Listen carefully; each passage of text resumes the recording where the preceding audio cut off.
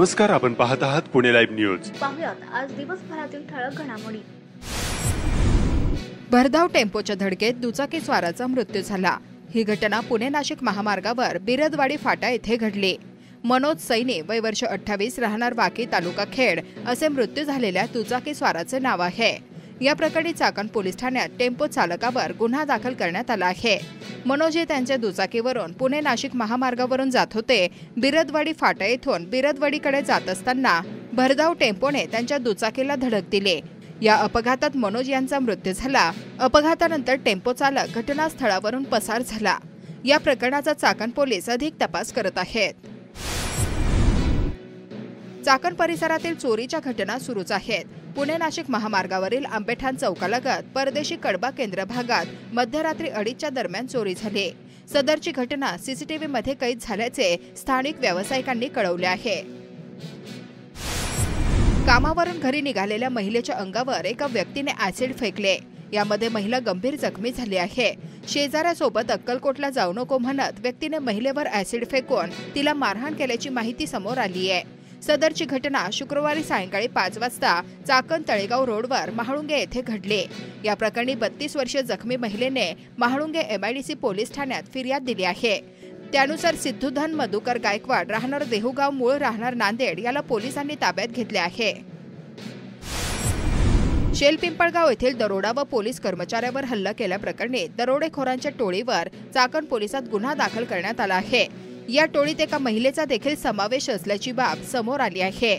शेलपिंपळगाव तालुका खेड येथे काल रात्रीच्या सुमारास एका पोलीस शिपायाच्या घराच्या दाराचे कुलूप तोडून अज्ञात 5 ते 6 चोरट्यांनी कपाटातून 62,500 रुपये किमतीचे सोने लंपास केले। चोरट्यांना पकडण्याचा प्रयत्न करत असलेल्या पोलीस शिपायावर संबंधित चोरट्यांनी धारदार कोयत्याने हल्ला केला। या हल्ल्यात पोलीस शिपाई गंभीर जखमी झाले असून खासगी रुग्णालयात त्यांच्यावर उपचार सुरू आहेत। सदरची घटना सीसीटीव्ही कॅमेऱ्यात कैद झाली होती। या प्रकरणी अनिकेत पंडित दौंडकर वय वर्ष 22 राहणार शेल पिंपळगाव तालुका खेड यांनी चाकण पोलीस ठाण्यात फिर्याद दिली आहे। रविवार दिनांक 13 ऑक्टोबर रात्री 2:30च्या सुमारास शेल पिंपळगाव हद्दीतील अभ्यासिकेजवळ असलेल्या अनिकेत पंडित दौंडकर यांच्या घरात सदरची घटना घडली। चोरट्यांनी घराचे कुलूप तोडून घरातील कपाटातून 20 ग्रॅम वजनाचे एक सोन्याचे मंगळसूत्र व 5 ग्रॅम वजनाची सोन्याची अंगठी चोरून नेली। फिर्यादी अनिकेत दौंडकर व त्यांच्या 3-4 मित्रांनी चोरांचा पाठलाग करून पकडण्याचा प्रयत्न केला असता एकाने अनिकेत दौंडकर यांच्यावर कोयत्याने हल्ला केला। यामध्ये दौंडकर गंभीर जखमी झाले। संबंधित चोरटे अंदाजे 25 ते 30 वर्षीय असून त्यामध्ये एका महिलेचाही समावेश असल्याचे फिर्यादीत नमूद करण्यात आले आहे।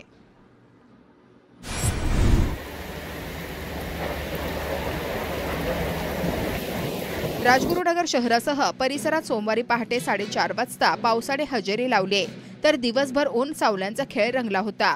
दुपारनंतर ढगाळ वातावरण तयार झाले होते। सायंकाळी 7 नंतर विजांच्या गडगडाटासह पावसाने पुन्हा हजेरी लावली। चाकणमध्ये रात्री 9च्या सुमारास विजांच्या कडकडाटात पावसाने हजेरी लावली। अधूनमधून होत असलेल्या ढगाळ वातावरणामुळे आणि पावसाने खरीपातील पिकांची काढणी वेगाने सुरू झाली आहे। सोयाबीन, मूग, उडीद या पिकांच्या काढण्या आटोपल्या असल्या तरी तूर, बाजरी पिकांची काढणी वेगाने सुरू आहे। अवकाळी पाऊस पाठ सोडत नसल्याने शेतकऱ्यांची चिंता वाढली आहे।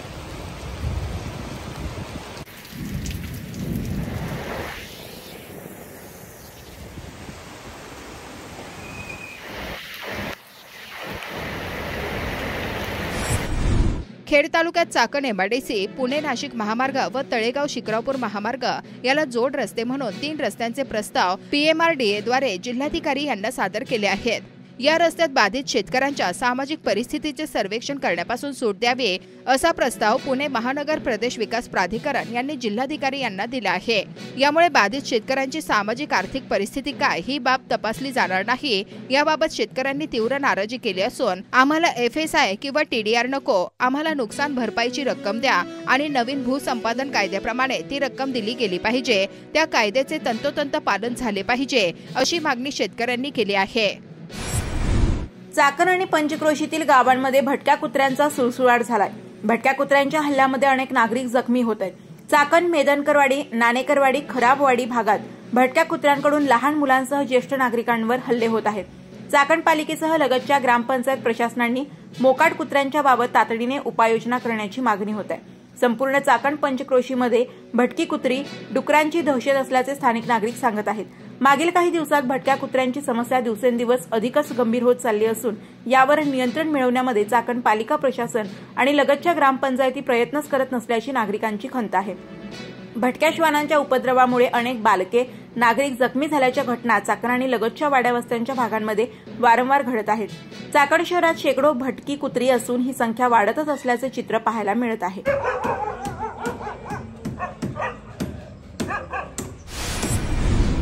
मागील काही दिवसात एसटी बसच्या सातत्याने होणाऱ्या ब्रेकडाऊनमुळे प्रवाशांना नाहक मनस्ताप सहन करावा लागत आहे. चाकण व राजगुरुनगर भागात धावणाऱ्या जुन्या बसेस बदलण्याची गरज आहे, कारण या मार्गावर धावणाऱ्या राजगुरुनगर डेपोच्या अनेक एसटी बसेस जुन्या आणि खिळखिळ्या झालेल्या आहेत.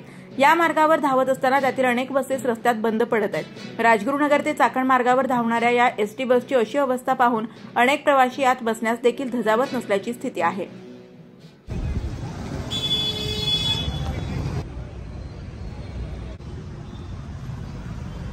खेडच्या डेपोच्या येतात. हा ना.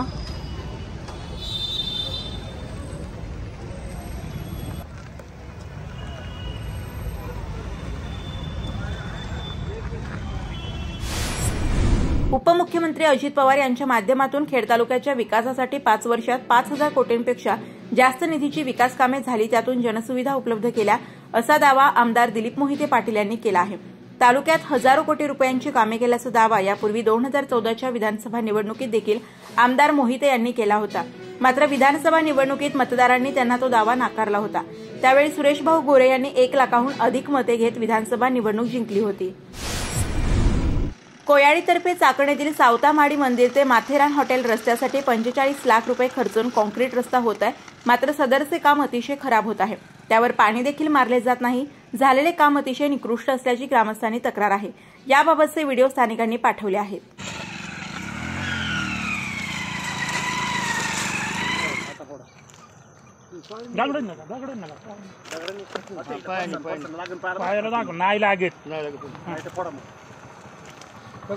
फोटो काढायची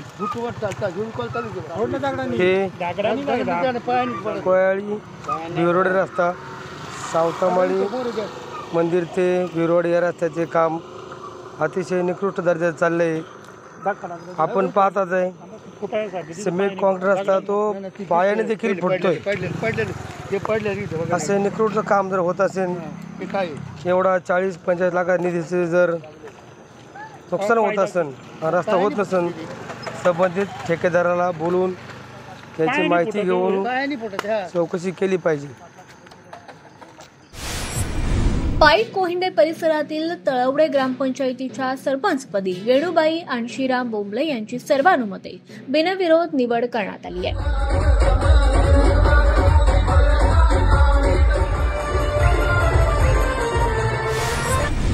राजगुरुनगर येथील जैन युवक ट्रस्ट तर्फे गोशाळांना गोनिवास शेडचं लोकार्पण करण्यात आलं. खेड तालुका काँग्रेस पक्षाच्या तालुका कार्याध्यक्षपदी सुभाष गाडवे यांची निवड करण्यात आली.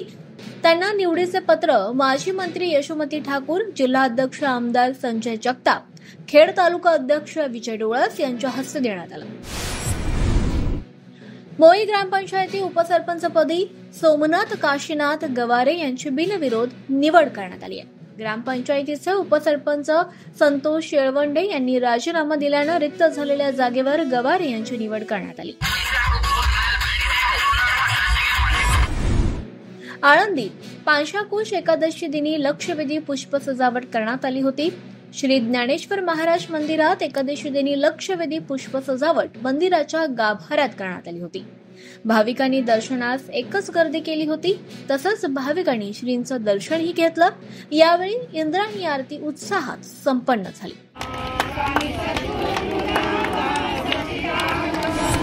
चाकणमधील श्री शिवाजी विद्या मंदिर आणि कनिष्ठ महाविद्यालय चाकण येथे विद्यार्थ्यांनी दिवाळी निमित्त आकर्षक पर्यावरण पूरक असे आकाश कंदील बनवले आणि याची माहिती प्रशालेचे प्राचार्य अनिल ठुबे तसंच उपप्राचार्य मनीषा चंदनशिवे यांच्यासह पर्यवेक्षक S.V. दिघे, कला शिक्षक सचिन नाईक, वैशाली राऊत आदींनी दिली आहे.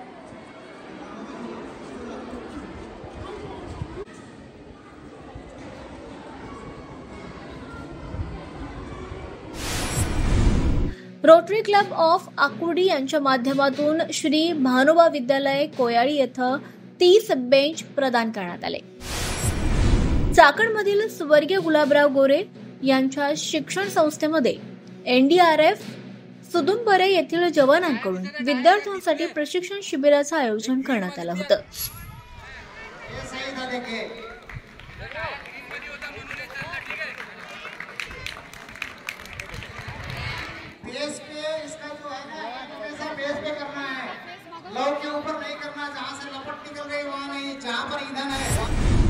खेड तालुक्यातील काळूस विविध कार्यकारी सोसायटीच्या वतीनं 321 सभासदांना 2,09,68,000 रुपये एवढं कर्ज वाटप करण्यात आलं आणि याची माहिती सोसायटीच्या वतीनं देण्यात आली आहे. 321 सभासदांना 2,09,68,500 इतका वाटप झालेला असून तसेच दिवाळी निमित्त आपण सभासदांना लाभ होऊन 8%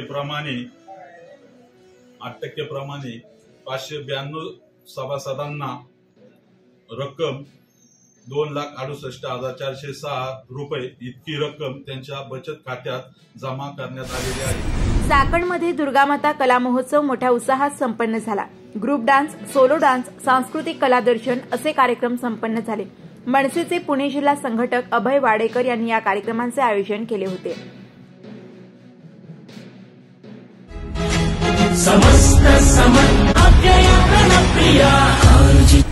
चाकणमधून मागील काही दिवसात मोठ्या प्रमाणावर बुलेट वाहनांची चोरी झाली आहे. या सर्व बुलेट एकाच चोरट्याने लांबवल्याची शक्यता व्यक्त होत आहे. पोलिसांच्या टप्प्यात एक बुलेट चोरटा आला असल्याची माहिती प्राप्त झाली आहे. चाकणमधून खूप मोठ्या प्रमाणावर चोरीला गेलेल्या बुलेट दुचाक्या मिळण्याची आशा निर्माण झाली आहे.